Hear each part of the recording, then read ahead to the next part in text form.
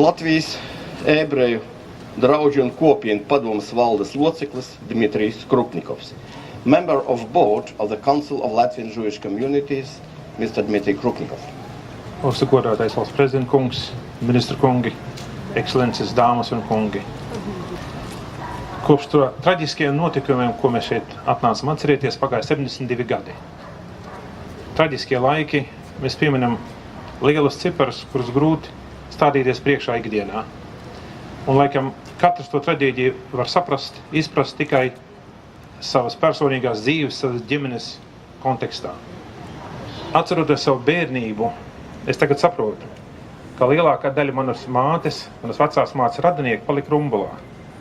Un ka pēc kara tas galds, pie kā visi ģimenes ēdās, bija neparasti maziņš, jo izdzīvoja tikai daži no lielās, ļoti lielās ģimenes.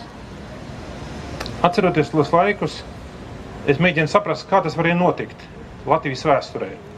Kad cilvēki, kas dzīvoja blakus viens otram, kas ikdienā sasveicinājās, kur bērni laikam kopā rotājās uz ielas, pēkšņi pacēla ieročus viens uz otru, uz saviem kaimiņiem, un atnāca atņemt ne tikai mantu, bet arī dzīvību.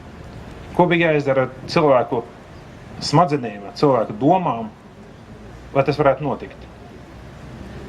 Mēs nespējam izmainīt mūsu pagātni, mēs varam varbūt tikai no tās mācīties, un tā vēsture mūs māca tikai vienu lietu. Nevar uzcelt laimi uz citu cilvēku nelaimes. Tikai, ja visi valsts iedzīvotāji būs laimīgi, mēs varēsim kopā būt visi laimīgi viņā.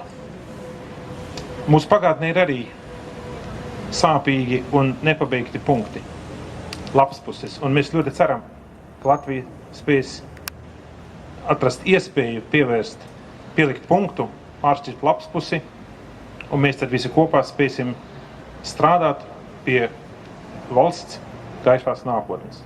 Paldies! Rīgas sinagogas